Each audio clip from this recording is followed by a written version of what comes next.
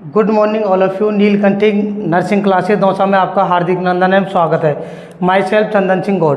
कल अपन डिस्कस कर रहे थे GERD के बारे में कि GERD होता क्या है, जिसमें मैंने आपको जो पिछली क्लास थी उसके अंदर आपको इसके डेफिनेशन के बारे में बता दिया था कि GERD होता क्या है। अपन ने क्या पढ़ा था GERD के अंदर कि जो भी आपका ड्यूडेनल और जो गैस्ट्रिक कंटेंट जो होता है, जो भी आपका ड्यूडेनल एंड जितना भी आपका जो गैस्ट्रिक कंटेंट होता है वो क्या हो जाता है, इसके अंदर बैकफ्लो है वो हो जाता है। इसका मतलब क्या है कि आपका जो भी गैस्ट्रिक कंटेंट या आपका जो भी ड्यूडेनल कंटेंट है वो क्या हो जाएगा, बॉडी से बैकफ्लो है वो हो जाएगा। क्लियर है। इसके बाद में पढ़े थे अपन ने इसके कॉज कि कौन कौन से कारण है जिसकी वजह से ये होता है। तो फर्स्ट अपन ने कॉज पढ़ा था इसका, जो आपका कार्डियक जो स्फिंक्टर है वो इनकम्पिटेंट हो जाना, या तो अच्छे से बना नहीं है या बन नहीं पा रहा है, या इसका वीक हो जाना। मतलब आपका जो कार्डियक स्फिंक्टर है ये क्या है, आपका वीक है। क्लियर है। देन इसके बाद में पढ़ा था अपन ने कि ये जो आपका पाइलोरस वाला जो पार्ट है ये क्या हो जाना, आपका नैरोइंग हो जाना, या इसका स्टेनोसिस है वो हो जाना। ठीक है। ये देखो आप जो ये वाला पार्ट है वो क्या हो गया, आपका स्टेनोसिस है वो हो जाता है, मतलब पाइलोरिस स्टेनोसिस। क्लियर है। एंड इसके बाद में अपन ने क्या पढ़ा था कि कोई भी GI ट्रैक्ट है इसके अंदर क्या हो जाना, ऑब्स्ट्रक्शन है वो हो जाना। ये अपन ने क्या पढ़े थे, इसके कारण पढ़े थे। ठीक है। देन इसके बाद पढ़े थे अपन ने इसके रिस्क फैक्टर कि कौन कौन से इसके रिस्क फैक्टर है वो होते हैं। तो अपन ने रिस्क फैक्टर में क्या क्या पढ़ा था, जैसे आपका ओबेसिटी हो जाना। कोई भी इंसान अगर हेल्दी है तो वो क्या होगा, आपका एब्डोमेन पे प्रेशर डालेगा तो जो कंटेंट है वो क्या होगा, आपका बैकफ्लो होगा। इसके अलावा अपन ने प्रेगनेंसी पढ़ा था, प्रेगनेंसी में भी यही रीज़न है, या आपका जो कनेक्टिव टिश्यू है वो वीक हो जाना अच्छे से, या कोई कनेक्टिव टिश्यू डिसऑर्डर है, या आपके और क्या क्या पढ़ा था अगर आप याद कर सकते हो तो जैसे कोई भी लेट नाइट तक खाना खा रहा है, रात तक खाना खाता है तो उसका क्या होता है, अच्छे से मेटाबॉलिज्म नहीं हो पाता, तो वो कंटेंट क्या करता है, फिर बैकफ्लो करता है। इसके अलावा अपन ने और क्या क्या चीज़ें देखी थी, इसके अलावा अपन ने देखा था कि कोई भी स्मोकिंग करता है या कोई एल्कोहल ले रहा है, ये सारे क्या थे, आपके रिस्क फैक्टर थे जो कहीं ना कहीं क्या कर रहे थे, आपके GERD है वो कॉज कर रहे थे या GERD को बढ़ा रहे थे। अब आज अपन डिस्कस करते हैं आपके डायग्नोस्टिक इवैल्यूएशन। मैं आप सब लोगों से ये बोलना चाहता हूँ कि आप हमारे जो भी चैनल है उसको सब्सक्राइब कर लें, लाइक एंड कमेंट्स करें, जिससे क्या है आपके जो आने वाले सारे वीडियोज है आपको तुरंत क्या हो जाए, अवेलेबल है वो हो जाए। ठीक है। जिससे आपको भी जो इम्पोर्टेंट जो टॉपिक्स हैं वो आपको सारे वहाँ पर अवेलेबल हो जाएंगे। नेक्स्ट विद इन 1 महीने से 1.5 महीने के लगभग जो भी बच्चों की बैक है या कोई भी बच्चा न्यू है जिसके समझ में नहीं आ रहा है तो मैं आपके MSN के मोस्टली जो टॉपिक है वो कवर करवा दूंगा। इसके अलावा अभी आपकी इस संडे से या कुछ दिनों बाद मान सकते हो आप, अराउंड 3 से 4 डेज बाद आपके एनाटॉमी की क्लास भी डाल दी जाएगी। आज सर है आशीष सर की, आपकी आज हॉस्पिटल की क्लास है जब वो शायद इवनिंग तक आपकी डाल दी जाएगी। ठीक है। तो आप सभी जो हमारा नीलकंठ नर्सिंग क्लासेस जो चैनल है, यूट्यूब चैनल है, उसको आप सब्सक्राइब जरूर कर लें। ठीक है। आज अपन डिस्कस करेंगे डायग्नोस्टिक इवैल्यूएशन के ऊपर कि डायग्नोस्टिक इवैल्यूएशन कैसे करोगे। तो सबसे पहला जो पॉइंट है आपका वो है history taking and physical examination. कोई भी डिजीज आ जाओ आपकी MSN की, आपको डायग्नोस्टिक इवैल्यूएशन में ये 2 पॉइंट तो लिखने ही पड़ेंगे। बिकॉज क्यों कि जैसे सपोज करो डॉक्टर आपके पास में सामने बैठा है, आप जैसे डॉक्टर के सामने आते हो तो सबसे पहले वो क्या लेता है, आपकी हिस्ट्री लेता है कि क्या क्या आपकी डेली रूटीन है, क्या क्या आप खाते हो पीते हो। तो अब जब आप क्या करोगे, डॉक्टर को सारी हिस्ट्री बताओगे कि सर मैं चाय ज़्यादा पीता हूँ या मैं स्मोकिंग करता हूँ, तो कहीं ना कहीं वो क्या थे, अपने रिस्क फैक्टर थे। ठीक है ना। देन आपका फिजिकल एग्जामिनेशन करेगा कि जैसे आपका जैसे अपन ने पढ़ा था साइन सिम्टम्स के अंदर कि आपको एपिगैस्ट्रिक पेन होता है, चेस्ट पेन होता है आपका, वो सारी चीज़ें डॉक्टर क्या करेगा, आपसे हिस्ट्री लेगा। ठीक है। फिर आपका क्या करोगे, एक्सरे अपर डाइजेस्टिव ट्रैक्ट का। तो देखो ये क्या कैसे होगा। अब जैसे ही आप हॉस्पिटल जाते हो तो डॉक्टर आपको क्या लिखता है कि आपको जाओ और अपर जो रेस्पिरेटरी ट्रैक्ट है उसका एक्सरे करवा के लेके आओ। ठीक है। तो इसके अंदर क्या होता है, आपको एक डाई पिलाई जाती है। ठीक है ना। वो डाई क्या होगी, यहाँ पर आके क्या हो जाती है, इनके अंदर जम जाती है। ठीक है। अब जैसे ही आप एक्सरे करवाते हो तो क्लियर विजिबल हो जाएगा आप लोगों को कि ऑब्स्ट्रक्शन कहाँ है, कि आपका ऑब्स्ट्रक्शन जीआई ट्रैक्ट के अंदर है, या आपका ईसोफेगस के यहाँ पर है, या आपका पाइलोरिस स्टेनोसिस पे है, ठीक है। या फिर इसके अलावा आपका सेकंड क्या कराया जाएगा, आपका एंडोस्कोपी कराया जाएगा। एंडोस्कोपी क्या होता है आपका, जैसे एक आपका एक पतली सी ट्यूब टाइप में लाइक स्ट्रक्चर होती है, जिसको क्या करते हैं डॉक्टर, आपके माउथ के अंदर से इंसर्ट करते हैं, और उसके आगे क्या लगा होता है, आपका एक कैमरा है वो लगा होता है, ठीक है। अब वो क्या करेगा, जैसे ही आपके माउथ के अंदर से एंट्री करेगा, तो अब वो क्या चल रहा होता है, वो जो कैमरा होता है वो आपके जो मेन स्क्रीन है कंप्यूटर की उससे कनेक्ट रहता है, ठीक है।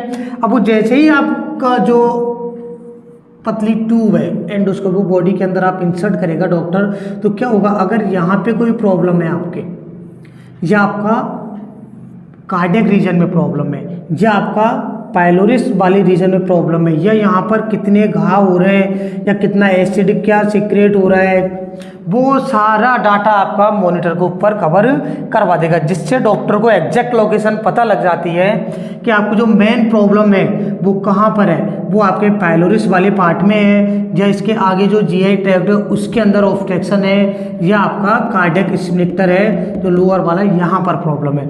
उन सबको डायग्नोसिस करने के लिए क्या करवाया जाता है, आपका एंडोस्कोपी वो करवाया जाता है, ठीक है। देन लास्ट आता है आपका एम्बुलेटरी एसिड टेस्ट। ये क्या होता है, एम्बुलेटरी एसिड टेस्ट में क्या होता है कि इसके अंदर किस चीज़ का पता लगाया जाता है, इसके अंदर ये पता लगाया जाता है कि आपका जो स्टोमक है वो एसिड कब बना रहा है और कितना बना रहा है, ठीक है ना, कि आपका एसिड है कब बन रहा है, खाना खाने के बाद में बन रहा है या उससे पहले ही सिक्रेट कर रहा है, वो कब बन रहा है और कितना एसिड बन रहा है, ठीक है। एंड जो आपका एसिड बना है वो कितनी देर बाद क्या हो रहा है, मेटाबोलाइज हो रहा है, या कितना मेटाबोलाइज हो पाता है। अगर अच्छे से ये एसिड मेटाबोलाइज नहीं हो पाएगा तो वो क्या करेगा, यहाँ की जो भी सेल्स वगैरह है उनको क्या करेगा, इरिटेट करेगा, और वो क्या करेगा, फिर उसको बैकफ्लो करेगा, ठीक है। तो इन सारी चीज़ों का पता लगाने के लिए कि वो एसिड कब बन रहा है, कितना बनता है, कितना मेटाबोलाइज हो रहा है, उन सब का पता लगाने के लिए आप क्या करते हो, एम्बुलेटरी एसिड टेस्ट करते हो। जहाँ तक है आपका क्लियर हो गया होगा। सबसे पहले आप क्या करोगे, हिस्ट्री टेकिंग करोगे, देन फिजिकल एग्जामिनेशन करोगे, फिर आप अपर डाइजेस्टिव ट्रैक्ट का क्या करवाओगे, एक्सरे करवाओगे, एंडोस्कोपी से देखोगे, एंड आपका एम्बुलेटरी एसिड टेस्ट है। क्लियर है, अब आप इसको लिख सकते हो, ठीक है, नोट डाउन करो। अभी अपन ने डायग्नोस्टिक वैल्यूएशन क्लियर किए थे, उसमें अपन ने क्या पढ़ा था, history taking and physical examination आपको करना है। इसके अलावा आपको जो भी अपर डाइजेस्टिव का है उसका एक्सरे करवाना है, एंडोस्कोपी करवानी है, एंड एम्बुलेटरी है टेस्ट आपको करना है, ठीक है। अब अपन पढ़ते हैं अब next medical management. Medical management क्या है आपका, अपन ने क्या देखा था इसके अंदर कि जो आपका स्टोमक है, जैसे ही आप कोई चीज़ ले रहे हो नैरोइंग हो रहा है यहाँ पे, ठीक है। अब जैसे ही आप कोई भी फूड पार्टिकल्स लेते हो वो क्या आता है, आपका स्टोमक में आता है, ठीक है।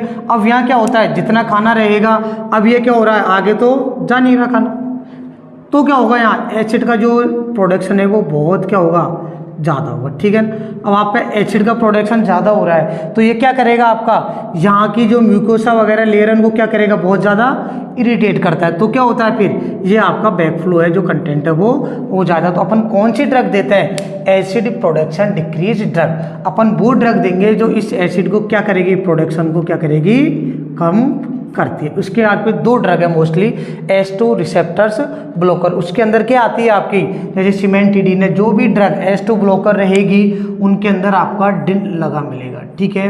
जैसे आपकी सिमेंटिडीन है, रेंटिडीन है, आपकी फेमोटिडीन है, ये सारी ड्रग क्या है आपकी H2 रिसेप्टर ब्लॉकर है। वो क्या करेगी, आपका एसिड है उसका प्रोडक्शन को कम करती है। नेक्स्ट आती है आपकी प्रोटोन पंप इनहिबिटर, PPI जो ड्रग होती है, ये क्या करती है आपका, इनका भी काम सेम है। जैसे आपके प्राजोल, ओमेप्राजोल है, रेबिप्राजोल है, पेंटोप्राजोल है, ये सारी ड्रग आती है आपके PPI के अंदर। ये ड्रग्स आपकी करेगी क्या, ये ड्रग्स करेगी आपका एसिड के प्रोडक्शन को डिक्रीज करती है, ठीक है।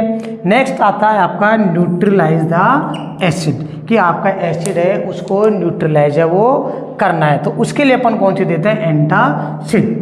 क्लियर है। नेक्स्ट आता है आपका सर्जिकल मैनेजमेंट, कि जो आपका सर्जरी के थ्रू जो भी आपकी प्रॉब्लम है उसको ठीक कर देना, ठीक है। तो मैं देखो आपको यहाँ पर छोटा सा डायग्राम बना के समझा देता हूँ। देखो जैसे अपन ने क्या किया था, ये आपका स्टोमक है, और मैंने आपको क्या बताया था, ये आपका फंडस वाला पार्ट है स्टोमक का, ये आपका पाइलोरिस वाला पार्ट है।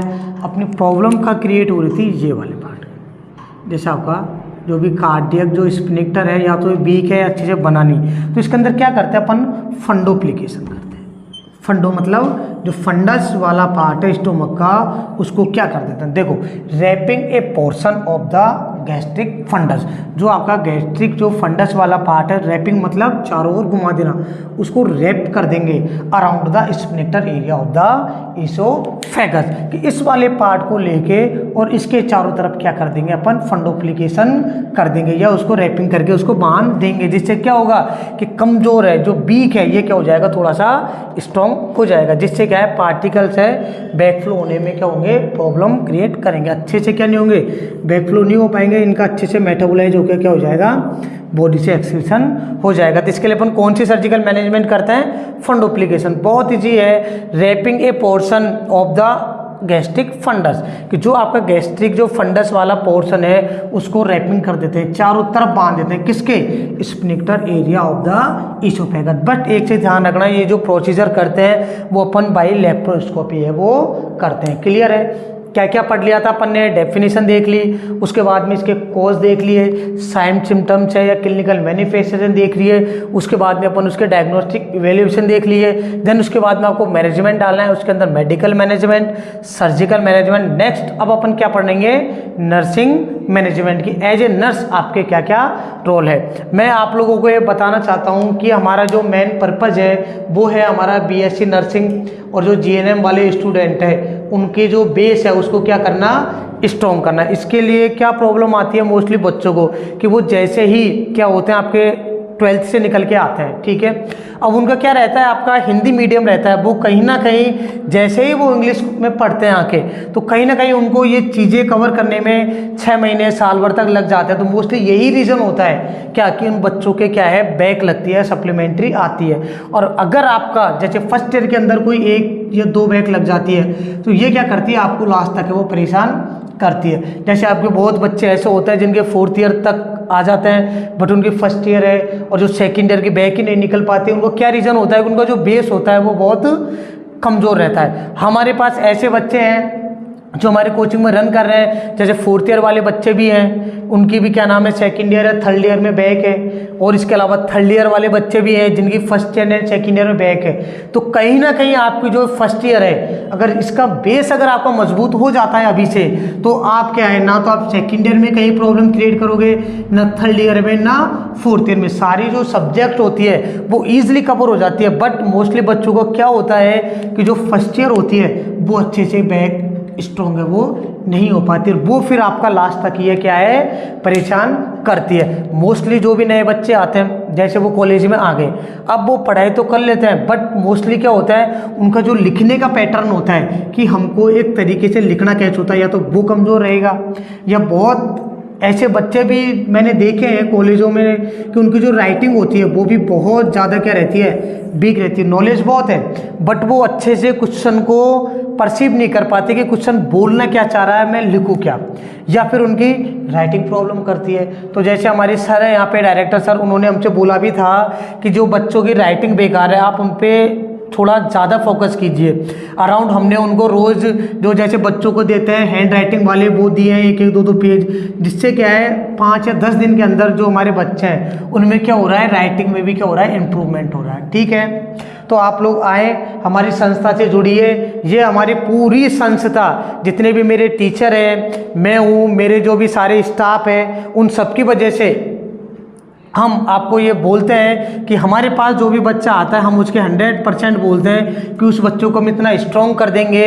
जैसे मेरा सारा स्टाफ मिलके पूरी मेहनत के साथ हम उस स्टूडेंट्स पे इतनी मेहनत करेंगे कि कहीं ना कहीं उसकी फर्स्ट ईयर में तो छोड़ो, आपका जो 4th ईयर तक है उस बच्चे को कोई भी प्रॉब्लम क्रिएट नहीं होगी। ठीक है, अब आप क्या नोट डाउन करोगे कि मेडिकल मैनेजमेंट है, एसिड प्रोडक्शन डिक्रीज ड्रग अपन दे रहे हैं, S2 receptor and proton pump inhibitor, जिसके अंदर आपके सिमेंटिडिन, रेंटिडिन एंड फेमोटिडिन आ रही है, एंड आपका PPI, इसके अंदर आपके ओमेप्राजोल, लेविप्राजोल एंड पेंटोप्राजोल आ रही है। फिर आप है न्यूट्रलाइज, जो एसिड हो रहा है उसको न्यूट्रलाइज कैसे करना है, डिक्रीज नहीं करना, जो हो गया उसको ही न्यूट्रलाइज करना है, तो अपन क्या करते हैं, एंटासिड देते हैं। फिर अपन ने पढ़ा था सर्जिकल मैनेजमेंट, फंडोप्लिकेशन, तो इसके अंदर क्या करते हैं, जो भी आपका पोर्शन है गैस्ट्रिक वो वाला फंडस वाला, उसको इस स्फिंक्टर के अंदर, जो ईसोफेगस वाला जो स्फिंक्टर है लोअर, इसके अंदर क्या कर देते हैं अपन, रैपिंग कर देते हैं by the help of laparoscopy. ठीक है, अब आप इसको नोट डाउन कर सकते हो। अपन ने क्या पढ़ा था, मेडिकल मैनेजमेंट पढ़ा था, जिसके अंदर अपन ने क्या ड्रग्स दी थी कि एसिड को कम करने वाली, ठीक है, H2 ब्लॉकर दिए थे। एंड इसके बाद में अपन ने पढ़ा था न्यूट्रलाइज करने वाली एंटासिड। एंड अपन ने सर्जिकल मैनेजमेंट देखा था, उसमें अपन ने फंडोप्लिकेशन किया था। नेक्स्ट आता है आपका सबसे बहुत इम्पोर्टेंट नर्सिंग मैनेजमेंट। आपका जब भी कोई भी MSN की डिजीज़ आती है, उसके अंदर आप जितना इफेक्टिव नर्सिंग मैनेजमेंट लिखोगे, उतने इफेक्टिव आपके क्या आते हैं, नंबर आते हैं। ठीक है, तो देखो, पहला इंस्ट्रक्ट करेंगे पेशेंट को टू अवॉइड करना, मतलब उसको नहीं लेनी है ये चीज़ें, बिल्कुल भी उसकी लाइफ स्टाइल से इन चीज़ों को बिल्कुल अवॉइड करवाना है। जैसे कि पहला है आपका पेपरमेंट, मतलब काली मिर्च वगैरह है, जो भी मिर्च मसाले हैं उसको बिल्कुल भी नहीं लेने। क्यों? क्योंकि अगर आप लोग ज़्यादा मिर्च मसाले खाओगे तो क्या करेंगे, आपके स्टोमक है इसको क्या करेंगे, ये भी इरिटेट करते हैं। ठीक है, नेक्स्ट आता है आपका चॉकलेट, कॉफ़ी वगैरह है, इनमें क्या होता है, आपका कैफीन होता है, वो क्या करता है, बेजो कॉन्स्ट्रिक्शन करवाता है। पहले ही क्या हो रहा है, आपका वीक है एंड आपका स्टेनोसिस हो रहा है, ऊपर से आप क्या खा रहे हो, चॉकलेट एंड कॉफ़ी वगैरह खा रहे हो, तो वो क्या करेगा, और ज़्यादा आपकी बॉडी है उसमें प्रॉब्लम में क्रिएट करेगा। तो जो भी आपके पेपरमेंट्स है, आपकी चॉकलेट है, कॉफ़ी वगैरह है, इनको बिल्कुल भी जो भी पेशेंट है उसको अवॉइड करवाना है। या कोई फ्राइड है, ज़्यादा तली हुई चीज़ें हैं, या कोई भी ज़्यादा फैटी फूड है, वो बिल्कुल आपके क्लाइंट्स है उसको अवॉइड करवाना है। कार्बोनेटेड बेवरेज है, या आपके कोई भी एल्कोहलिक बेवरेज है, जैसे एल्कोहल वगैरह अगर क्लाइंट लेता है तो उसको क्या करवाना है, आपको बिल्कुल अवॉइड करवाना। इसके अलावा सिगरेटिंग, स्मोकिंग वगैरह। अपन ने क्या पढ़े थे, सारी चीज़ें रिस्क फैक्टर के अंदर पढ़े थे ना, कि आपका कोई भी क्लाइंट है क्या कर रहा है, आपके कॉफ़ी, चॉकलेट ये खा रहा है, फैटी फूड ज़्यादा खा रहा है, एल्कोहल ले रहा है, सिगरेट स्मोकिंग कर रहा है, अब उन सबको आपको क्या करना है, अवॉइड करवाना है।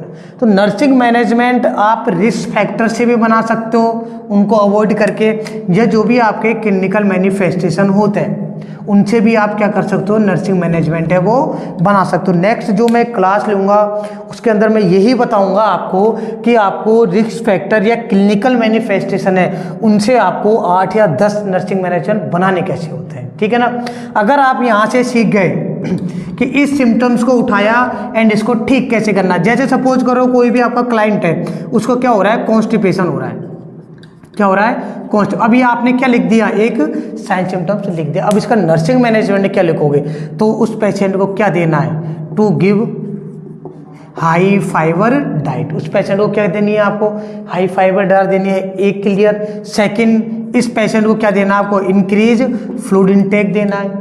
ठीक है ना, तो ऐसे आपको इन साइन सिम्टम्स को पकड़ के इनको किसके ऊपर अप्लाई करना है, आपके नर्सिंग मैनेजमेंट के ऊपर। क्लियर है, जैसे कोई पेशेंट है उसको सांस लेने में दिक्कत आ रही, डिज्नी हो रहा है, तो हाई फाउलर पोजीशन दोगे, जिससे क्या है आपका अच्छे से ओपन माउथ रहे, अच्छे से जो एयरवे है उसका वो जो लंग्स तक अच्छे से पहुंच सके। ठीक है, एंड सेकंड आता है फर्स्ट। ठीक है, अगर आप इसको ऐसा नहीं लिखना चाहो एक साथ, अगर आपको क्या करना है, आपको अगर पेज भरना है, होता है ना कि आपको ज़्यादा पेज भरना है, तो क्या लिखोगे, टू अवॉइड स्मोकिंग लिख दो, स्मोकिंग। सेकंड क्या लिख दो, टू अवॉइड एल्कोहल लिख दो। थर्ड क्या लिख सकते हो आप, टू अवॉइड फैटी फूड लिख दो। ठीक है, या to avoid chocolate and coffee लिख दो। अब कितने पॉइंट हो गए आपके, 5 पॉइंट बन गए नर्सिंग मैनेजमेंट के। क्लियर है ना, अगर आप एक साथ लिखना चाहो तो एक साथ लिख सकते हो, और अगर आप इनको पॉइंट बना के लिखना चाहो तो अलग से लिख दो कि आपका to avoid coffee and chocolate एक पॉइंट हो गया, टू अवॉइड फैटी एसिड आपका सेकंड हो गया, to avoid alcohol third point हो गया, and to avoid cigarette smoking सारे आपके हो गए। तो 5-6 पॉइंट यहाँ से हो गए। नेक्स्ट, अगर आपका सेकंड पढ़े तो instruct the client to eat, उसको क्या खाने को देना है, लो फैट, क्यों? हाई फैट क्या कर रहा था, आपका प्रॉब्लम क्रिएट कर रहा था, वो अच्छे से मेटाबोलाइज नहीं होगा, वो स्टोमक के अंदर ही आपका रखा रहेगा, ठीक है। तो आपको क्या करना है, लो फैट डाइट देनी है एंड आपको हाई फाइबर है डाइट उसको खिलानी है, ठीक है। अब आप इसको 2 पॉइंट कैसे बना सकते हो, 5 तो वो हो गए, 6 to eat a low fibre diet, sorry low fat diet. Third में क्या लिखोगे, to give high fibre diet. 2 point आपके ये हो गए, ठीक है। तो आप इनको ना लिख के अगर आप इनको अलग अलग लिखोगे तो ज़्यादा इफेक्टिव आपका लगेगा, ठीक है। And to avoid bearing tight cloth, अपन ने रिस्क फैक्टर में क्या पढ़ा था, आपके क्लाइंट को क्या थी, ओबेसिटी। ओबेसिटी से क्या हो रहा था, आपका जो एब्डोमेन है उसके ऊपर प्रेशर जनरेट हो रहा था एंड प्रेशर से जो भी गैस्ट्रिक कंटेंट वो क्या हो रहे थे, बैक फ्लो हो रहे थे। तो आपको क्या करना है, उस पेशेंट को टाइट क्लोथ है उनको अवॉइड करने हैं, मतलब आपको जो भी नॉर्मल जो क्लोथ्स है वो आपको पढ़ाना है, ठीक है। Avoid to use anti cholinergic drug, उस पेशेंट को एंटी कोलिनर्जिक ड्रग है वो अवॉइड करवानी है, जैसे आपके NSAID है, एस्प्रिन वगैरह है। ये क्या करती है, आपका जो स्टोमक कंटेंट है उनको बाहर निकालने में या आपका उनको खाली होने में क्या करती है, डिले करती है, ठीक है। तो आपको ऐसे ड्रग्स है वो आपको अवॉइड करनी है, क्लियर है। अब आप इसको नोट डाउन कर सकते हो, अगर आप चाहो तो इनको सिंगल सिंगल भी लिख सकते हो, ठीक है। ठीक है, अपन ने क्या डिस्कस कर लिया था अभी, जो भी नर्सिंग मैनेजमेंट है उसके। अब अपन नेक्स्ट नर्सिंग मैनेजमेंट पढ़ते हैं कि instruct the patient regarding prescribe. अब देखो मोस्टली क्या गलतियाँ होती है कि जो ये वर्ड्स है ना इसको आप लोग लिखना भूल जाते हो। क्या एक नर्स है खुद की इच्छा से दे सकते हैं कि मेडिसिन ये उठाओ ये मेडिसिन खाओ, नहीं दे सकते। तो ये ध्यान रखना, आप कोई भी चीज़ दे रहे हो या कोई भी मेडिसिन से रिलेटेड दे रहे हो तो उसके अंदर आपको ये वर्ड्स तो बिल्कुल लिखना ही है, एज प्रेस्क्राइब। मतलब जो डॉक्टर आपकी क्लाइंट्स को मेडिसिन दे रहा है या जैसे जैसे मेडिसिन दे रहा है आपको वैसे वैसे ही क्या करनी है, उस जो क्लाइंट्स है उसको क्या करना है, प्रेस्क्राइब्ड करना है। तो देखो आपको कौन कौन सी मेडिसिन देनी है, instruct the clients prescribe medicine. जैसे अपन ने क्या पढ़ी थी, एंसासिड पढ़ी थी, S2 रिसेप्टर पढ़ा था, जैसे आपने सिमेंटिडिन, रेंटिडिन पढ़ी थी एंड आपकी प्रोटॉन पंप इनहिबिटर आपकी, ठीक है ना, पेंटोप्राजोल वगैरह, ओमेप्राजोल। जैसे डॉक्टर ने दिए कि आपको मॉर्निंग में खाना खाने से पहले लेना है, शाम को खाना खाने से पहले लेना है, बाद में लेना है, जो भी आपके डॉक्टर ने प्रिस्क्राइब किया है एज इट इज वैसे की वैसे ही आपको क्या करना है, क्लाइंट्स को देना है। एज ए नर्स आपको खुद का दिमाग बिल्कुल भी नहीं लगाना है कि मैं इसको खाना खाने के बाद दे दूँ, बिल्कुल भी नहीं लगाना है। ध्यान रखना, आपको जैसे डॉक्टर ने प्रिस्क्राइब किए एज इट इज वैसे की वैसे ही क्या देना है, आपको जो क्लाइंट्स है आपको उसको देना है, क्लियर है। Instruct the clients administration prokinetic medicine if prescribe, आ गया वापस। अगर डॉक्टर ने उसको प्रोकाइनेटिक मेडिसिन दी है, ये क्या करती है, जो आपका एक गैस्ट्रिक जो कंटेंट है वो डिले हो रहा था उसको एक्सेलरेट करती है और बॉडी से बाहर निकालने का काम करती है। अब सपोज करो डॉक्टर ने आपकी प्रोकाइनेटिक मेडिसिन है वो नहीं दी, ठीक है। अब एज ए नर्स आपको ये चीज़ें पता है कि प्रोकाइनेटिक मेडिसिन देने से जो गैस्ट्रिक की जो एम्पिटीनेस है वो क्या हो जाएगी, जल्दी खाली होते, बट फिर भी बिना डॉक्टर के प्रिस्क्राइब के आप इस मेडिसिन को नहीं दे सकते। ये बात बिल्कुल दिमाग में याद रखना, ठीक है। तो इंस्टेंट करना है क्लाइंट को, अगर उसको प्रोकाइनेटिक मेडिसिन अगर प्रिस्क्राइब कर रखी है तो उसको क्या देनी है, आपको प्रोकाइनेटिक मेडिसिन है वो देनी है, ठीक है। मैं बात करना चाहता हूँ आपके स्पेशल जो बैक वाले बच्चों के लिए।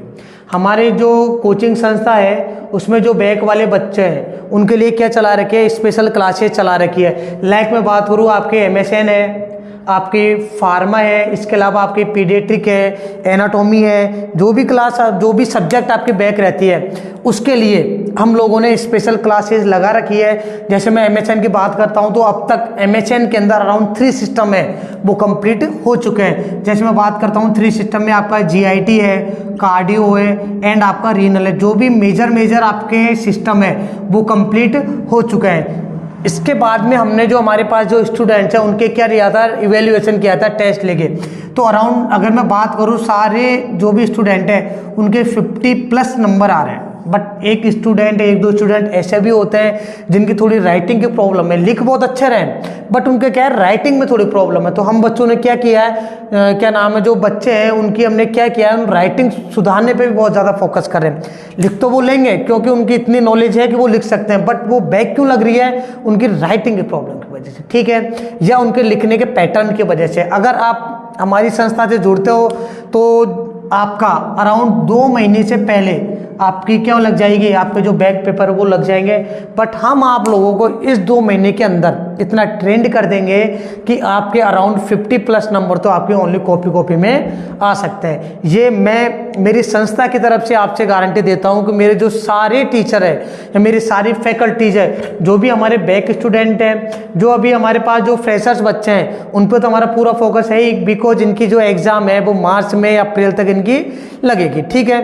बट जो हमारा स्पेशल अटेंशन है वो ये बैक वाले बच्चों के ऊपर है। क्यों? क्योंकि इनका कहीं ना कहीं रिजल्ट है वो हमको थोड़ा बेस्ट देना है। तो हम इन बच्चों के जैसे 1.5 से 2 घंटे तक क्लासेस लेते हैं, जो कोर्स उनको कवर करवाने की कोशिश कर रहे हैं। अगर आप हमारी संस्था से जुड़ते हैं तो ये सारे टॉपिक्स से आपको वापस रिवाइज करवाए जाएंगे, ठीक है ना। और आपके जो भी रेगुलर जो भी हमारे पास बैक वाले बच्चे हैं या सप्लीमेंट्री वाले बच्चे हैं, हम उनका वीकली टेस्ट लेते हैं उनकी परफॉर्मेंस का, ठीक है। अब आगे अपन क्या कर रहे हैं, प्रोकाइनेटिक अगर ड्रग्स दी हुई है तो अपन उसको प्रिस्क्राइब करेंगे, जिससे क्या होगा, एस्केलरेट होगा गैस्ट्रिक कंटेंट। सॉफ्ट डाइट उसको देनी है, ये नॉर्मल चीज़ है। उसका क्या हो रहा था, ओबेसिटी हो रहा था, जिससे क्या हो रहा था, आपका गैस्ट्रिक कंटेंट बाहर आ रहा था प्रेशर की वजह से, तो उसको वेट कम करने के लिए बोलेंगे। और अपन ने क्या पढ़ा था, लार्ज मील साइज, एक साथ ज़्यादा खाने से क्या होता है आपका, जैसे आप तो कोई भी क्लाइंट्स उसने एक साथ क्या खा लिया, खाना ज़्यादा खा लिया, वो यहाँ जमा ही रहेगा, अच्छे से मेटाबोलाइज हो नहीं जाएगा, ज़्यादा एसिड आएगा आपका। तो क्या करना, आपको कम कम उसको टुकड़ों में खाना देना है। एंड अपन ने क्या बोला था, खाना खाने के बाद में लेट नाइट तक खाना खा रहा है तो उसको क्या करना है, नोट स्लिप आफ्टर ईट, खाना खाने के बाद में उसको थोड़ा सा घूमने के लिए बोलते, ठीक है। आप हमारे चैनल को, यूट्यूब चैनल को लाइक सब्सक्राइब करें, ठीक है, जिससे क्या है आपको रोज़ रेगुलर जो वीडियो है वो आपको मिलते रहेंगे, ठीक है। Thank you all of you.